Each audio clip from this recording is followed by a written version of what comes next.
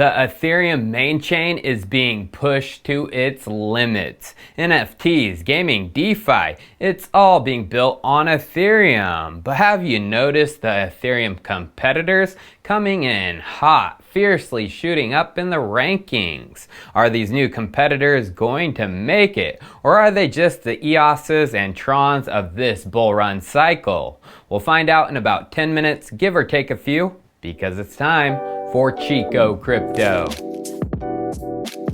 There is no doubt that Ethereum is getting ridiculous with the fees, locking out a large majority of crypto users and investors. For a simple Ethereum transfer, one of the most basic and cheap transactions, the average fee was $3.34 at the end of June. Over the past 2.5 months, its trajectory has been up, with a peak of $18.50 being reached September 7th. That's an increase of 453%.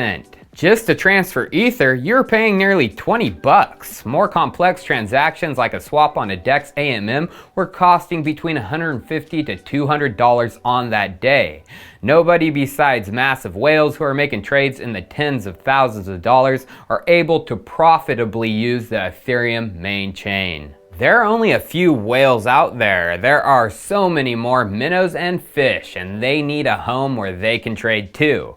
That is why we saw the Ethereum competitors doing their thing and pumping. So let's just look at the prices of the ETH competitors over the past 2.5 months compared with the gas fee chart. Solana going ballistic. End of June, when Ethereum gas was 334 cents, Solana was around $33. The daily close peak of Solana was about $189, and this was September 8th, the day after Ethereum's peak gas fees on the 7th. From 33 to 189 is an increase of about 472%. And we know Ethereum gas increased over the same period by 453%.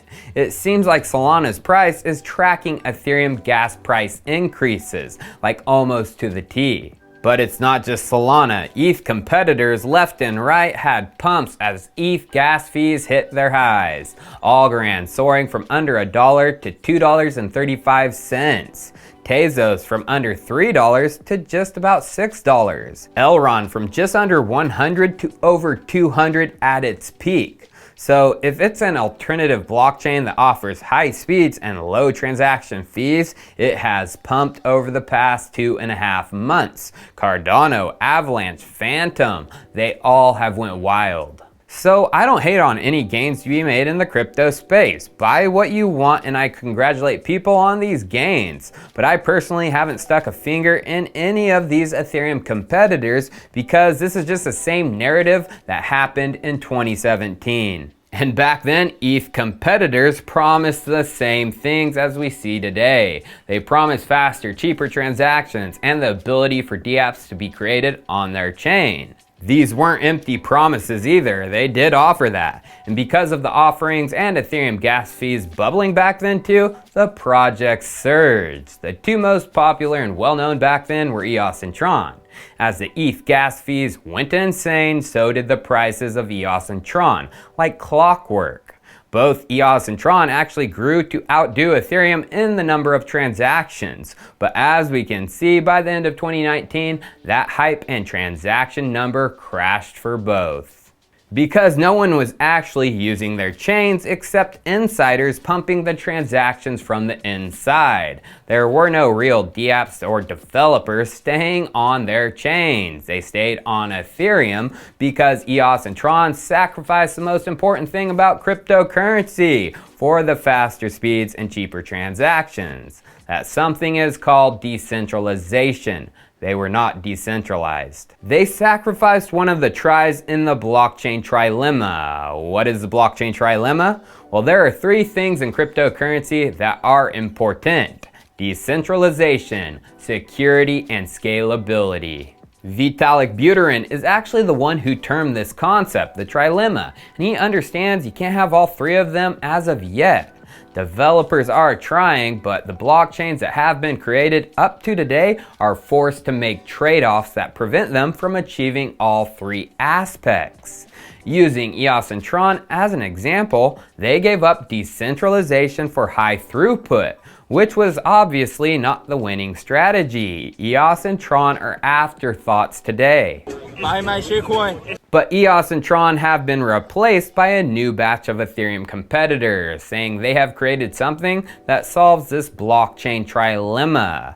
It took 4 years, but the competition cycle has begun once again. We are in the midst of the competitor surge, but if we compare the top 3 ones, Solana, Avalanche, and Phantom, there is one that sticks out based on TVL, total value locked up in its protocol. That is Solana, as their TVL is 5 times bigger than Avalanche's and 8 times bigger than Phantom's. So, has Solana solved the trilemma? Are they the next step in blockchain, the scalable and fast Ethereum? Well, let's analyze that right quick. Solana is cheaper and faster than Ethereum. There is no doubt about that. Solana can supposedly support up to 65,000 transactions per second, and they're cheap as heck. And that means Solana in the blockchain trilemma is focusing number 1 on scalability. What about security in the trilemma? Well, Solana utilizes a combination of proof of stake consensus and proof of history. Proof of history is the main innovation here. Solana has created a synchronized clock that allocates a timestamp to each transaction. And proof of history is a way to decrease the time spent validating the order of transactions. Utilized with proof of stake, this eases the selection of the next validator. And in theory, this removes the ability of the validators to control the order in which transactions appear on the blockchain, which in turn enhances security and censorship resistance. They got 2, but they haven't solved the blockchain trilemma, as the validators who are confirming the transactions are the reason they haven't solved the decentralization factor. The most important part, as this is cryptocurrency, by the way. What do I mean? Well, validator requirements on Solana are ridiculous. Going to Solana's documentation, you can see the hardware requirements. For the CPU, you need 12 cores, 24 thread minimum with 2.8 GHz speed, with support for high-end instructions. RAM needs to be 128 GB or more, and a motherboard with 256 GB capacity suggested. And the disk requirements are just as insane, 1 TB or more just for the ledger, and 500 GB for the accounts alone. And then a GPU? Not necessary right now, but it will be. 1 or more high-end GPUs in the future are suggested. For the minimum right now with no GPU, it would cost you $5,000 just for the computer hardware. If you wanted all the best to future-proof, including a couple GPUs, it would cost you over $12,000. That is for the hardware alone, my friends. Compared with Ethereum, of which you can run a validator with a cheap as heck Raspberry Pi, it's a frickin' supercomputer. That is why the majority of Solana validator nodes are not run by people at their homes, they are run in data centers. Validators.app has Solana validators sorted and ranked by stake and data centers. As we can see, there's a total population of 1,044 validators on Solana. From the top 5 data centers ranked by stake, there are 332 of them located in the data centers. That is nearly 1/3, 31% of all validators in just 5 data centers. From the total stake of Solana, those 5 data centers control over 50% of the stake on the network. Can you say centralized AF as freak?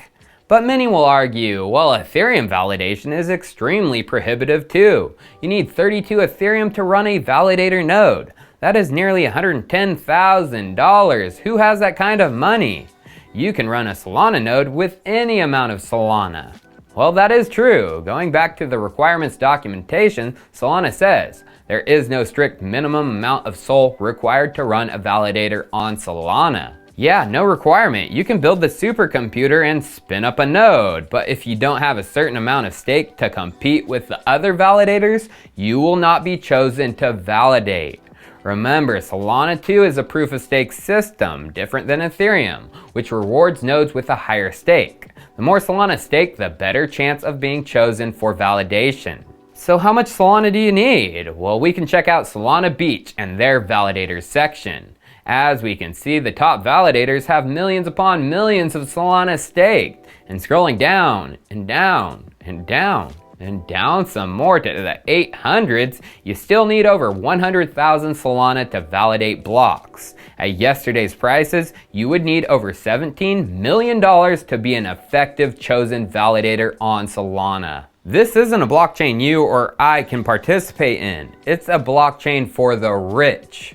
Per example, here's a smaller validator from GBV Capital with 2,697 Solana staked, which is still over $500,000. How many blocks has it validated and been rewarded for? Just 2 blocks, and those 2 blocks came 4 months ago in May.